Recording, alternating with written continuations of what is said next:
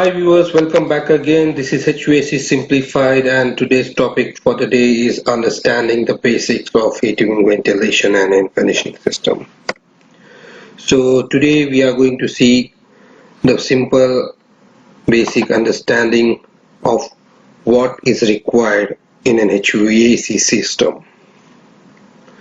So the topic of today's are introduction to HVAC system, HVAC system types, HVAC piping system, HVAC air distribution equipment, fans and pumps, HVAC instrumentation and control, HVAC system commissioning.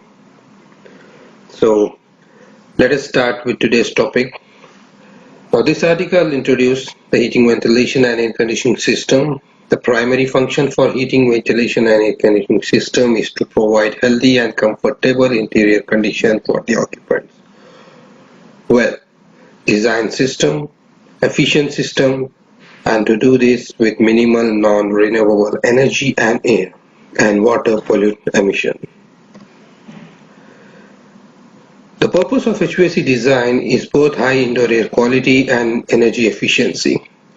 These dual consideration requires an integral design approach. Rig's heating, ventilation and air conditioning system creates a climate that allows for maximum comfort.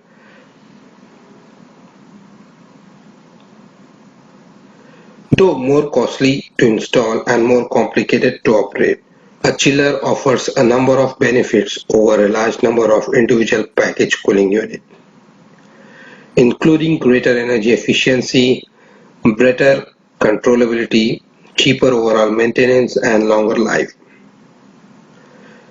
Now, by using a comprehensive approach to the design, designers around the world have succeeded at creating highly efficient air system that provides excellent comfort at significant savings. HVAC system reduce the environmental impact of Rig's building in several key ways. The most important for HVAC system is to provide Rig building occupant with healthy and comfortable interior condition. A carefully designed, efficient system can do this with minimal non-renewable energy and air and water pollutant emission to minimize the environmental impact. Cooling equipments that avoids chlorofluorocarbon and hydrochlorofluorocarbon eliminates a major cause of damage to the ozone layer. Now, as all we are aware of the CFCs and HFC, this terminology is related to the types of refrigerants which are used in an HVAC system. Basically, R22, the refrigerant which is the major cost of ozone depletion, is now completely phased out. So just to give you a brief flashback of the understanding for the refrigeration system, the commonly refrigeration system which are being used now are R134A, R410A and R407C. Even the best HVAC equipment and the system cannot compensate for a faulty rig design. Problem for this type cause inherently high cooling and heating needs and consume unnecessary resource and should be corrected if possible. Conservation of non-renewable energy, though an intelligent architectural design offers the greatest opportunity for savings. The most important factor in these designs are careful control of solar gain while taking advantage of passive heating, daylight, natural ventilation and cooling. The critical factors in mechanical system energy consumption and capital cost are reducing the cooling heating loads they must handle. Now let us understand the HVAC system is not an individual standalone system. Major factors need to be considered while designing an HVAC system. The basic and the major important factors which are totally related with will create a huge impact on a HVAC system are the building, orientation and the construction material. So the good the construction material is, the less the HVAC load. You need to understand these both goes in the parallel way. HVAC system types. Types of HVAC system design. There are several major HVAC conditioning system types in widespread use today. These air system, hydronic and steam system, and unitary type system. Most system in use today falls into one of these categories or are a combination of variation of them. Each types of system has got their own advantages and disadvantages. Now if you look at this diagram, it's a typical air-cooled chiller where you have got air-cooled condenser, the expansion valve, the compressor and the evaporator, which is also equivalent to a compact package unit. So now depending on your system requirement and the project requirement, you need to choose any one of these systems or the combination of both or multiple design systems.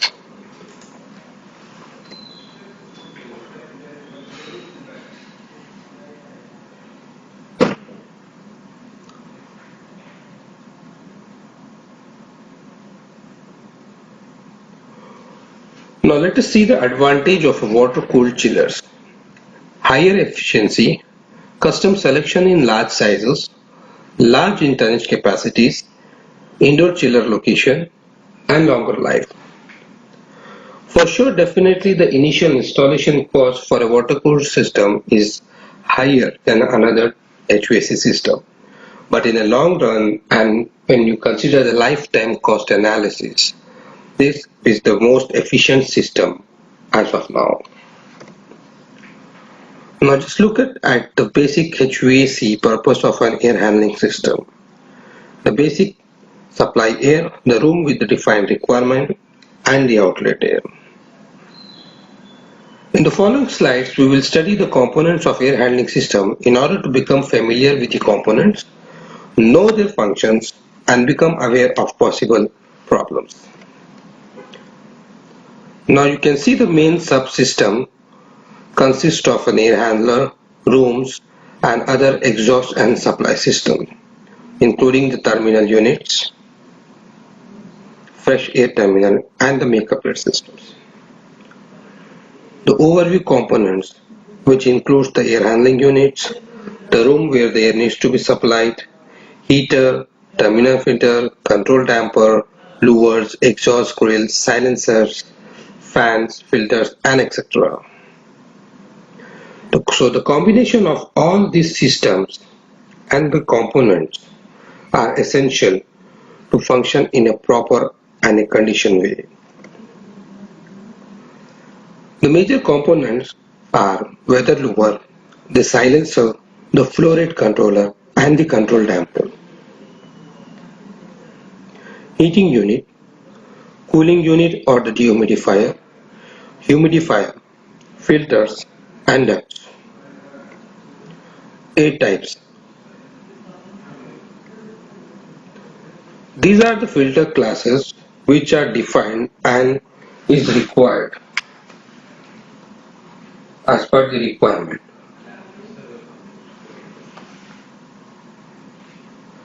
So depending on the various system and the functions and the types of project, different types of filter classifications is required, and among which this needs to be considered depending upon the specification of the project. Primary filter, secondary filter, and HEPA filter. These are the few examples. Duct heater, room duct heater, and the silencer. Volume control damper, fire damper, and a dehumidification.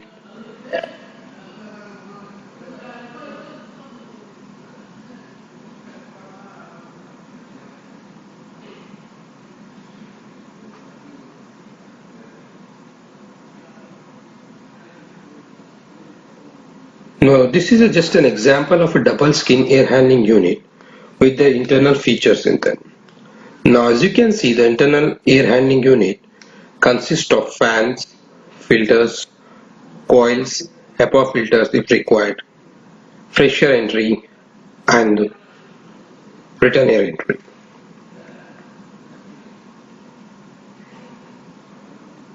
Fan coil units. Self-contained units. HVAC air distribution equipment. Diffusers, four-way diffuser, two-way diffuser, one-way diffuser, and the round diffusers. Cabin units. Return and exhaust grills. Fans and pumps. Components. The common types of fans are centrifugal fan and the axial fan. The centrifugal fan consists of radial, forward, backward, and roof ventilator types, and the axial fan consists of propeller, tube axial, and vane axial. These are the drawings where you can see the centrifugal fan and the axial fan and their components.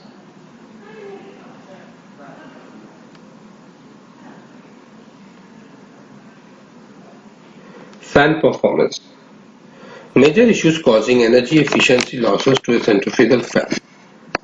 Circulatory flow between the blades, air leakage at the inlets, friction between the fluid particles and the blades, energy losses at the entrance, and partially filled passages. This is the operating characteristics of a backward curved centrifugal fan.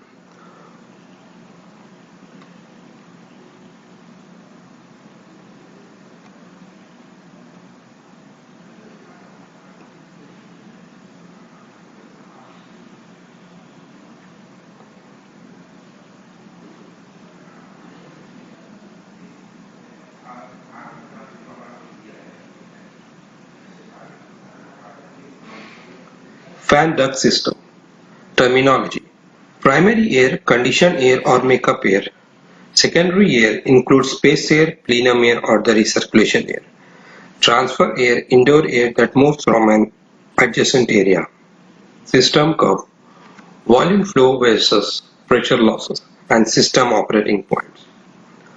Now the primary air is the conditioned air or the makeup air which is required in a conditioned space.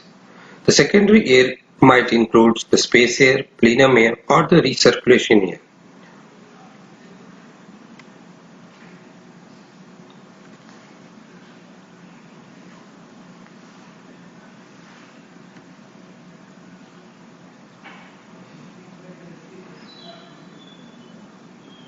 Fan modulation methods with the damper, inlet vanes, inlet cone, blade pitch and the fan speed. So the fan can be modulated by using all of these or any one of these parameters.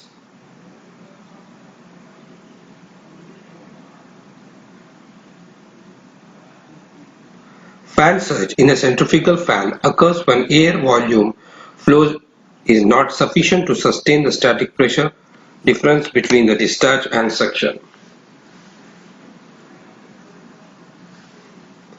Fan stall in axial fan when smooth airflow suddenly breaks down and pressure difference across the blades decreases. The fan loses pressure capability drastically.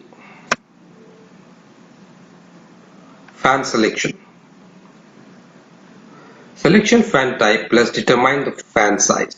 Important factors in consideration of selection of a fan are pressure volume flow operating characteristics, fan capacity modulation, fan efficiency, sound power level, airflow direction, and the initial cost. The table 15.2 is the comparison between various types of fans. Duct construction. The types of air ducts are supply air duct, return air duct, outdoor air duct, exhaust air duct. Duct selection is basically done based on the header or main duct, branch duct or the runout duct. Duct system. Maximum pressure difference between air inside the ducts and the ambient air. Commercial buildings Low pressure ducts less than or equal to 50 Pascal, maximum of 12 meter per second. Medium pressure system consists of 500 to 1500 Pascal. The maximum velocity consisting of 17.5 meter per second. Residential buildings will have 125 Pascal or 250 Pascal. Industrial duct, the delta P can be higher. The duct material example using UL underwritten laboratory standards class 0, 0 flame spread, 0 smoke develop, iron, galvanized steel, aluminium, concrete, masonry and clay type. The class 1 flame spread less than or equal to 25, smoke develop less than or equal to 50. Fiberglass, many flexible ducts. Class 2 flame spread less than or equal to 50, smoke develop less than or equal to 100. The duct's construction is also depends on the shapes of an air duct. The commonly used sections and the sizes are rectangular, round, flat oval and flexible. The major and the basic common standard practice for air ducts is known as magna. The sheet metal and air conditioning contractor National Association standards. Any air duct construction comes under this magna standards. Here you can see the few drawings of a rectangular duct, round duct, flat and oval duct, and a flexible duct. The commonly used types of ducts are rectangular and the round duct. Transfer joints and reinforcements. Duct specification, sheet gauge and thickness of duct material, transfer joints and longitudinal seam reinforcements, duct hanger and their spacing, tapes and adhesive closure, fire spread and smoke develop, site fabricated or factory prefabricated.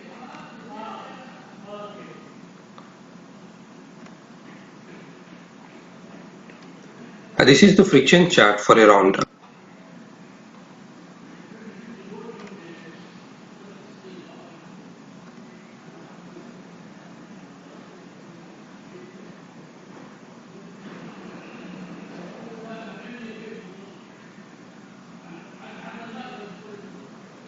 Duct fittings with elbows, converging or diverging teeth and veins, entrance and exit, enlargement and contractions, means to reduce dynamic loss, turning angles, splitted pins, Asher duct fitting database, fitting loss coefficients.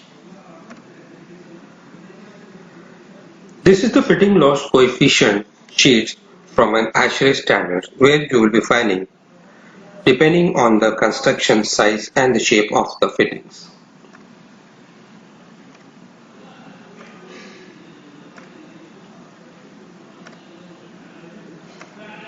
Air ducts design. Optimal air duct design, optimal duct system layout, space availability, satisfactory system balance, acceptable sound level, optimum energy lost and initial cost, install only necessary balancing devices such as dampers, fire codes, duct construction and insulation. Requires comprehensive analysis and care for different transport functions. Flow characteristics of a supply duct system.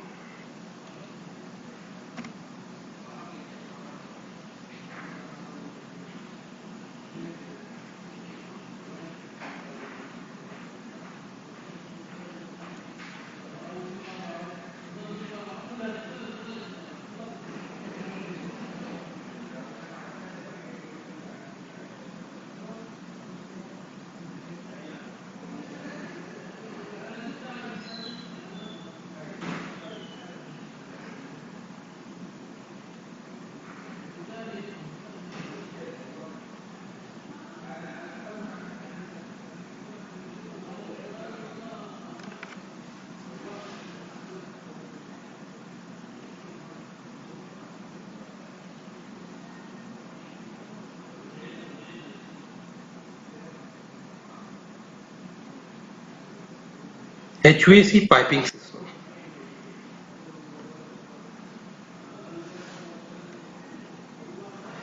HVAC instrumentation and controls. HVAC system commissioning. The key elements of commissioning includes installation check, operation check, documentation, operation and maintenance manual and training, ongoing monitoring. So, installation check. Check installed equipment to ensure that all the associated components and accessories are in the place. Operational check. Verifies and document that systems are performing as expected and that all sensors and the other system control devices are properly calibrated. Documentation confirms that all required documentation has been provided, such as a statement of design intent and operating protocol for all building systems. Operation and maintenance manual and training. Prepare comprehensive O&M manual and provides training for rig operation system. Ongoing monitoring. Conduct periodic monitoring after a school is occupied to ensure that the equipment and the system continues to perform according to the design intent. Corrective implemented commissioning is extremely cost effective and should improve the deliverability process, increase system reliability, improve energy performance, ensure good indoor environment quality, and improves operation and maintenance of the facility. Thank you very much guys. Thanks for watching these videos. Hope you like this video and I'll be posting my another videos very soon. Thank you very much once again. Subscribe my channel, like and comment.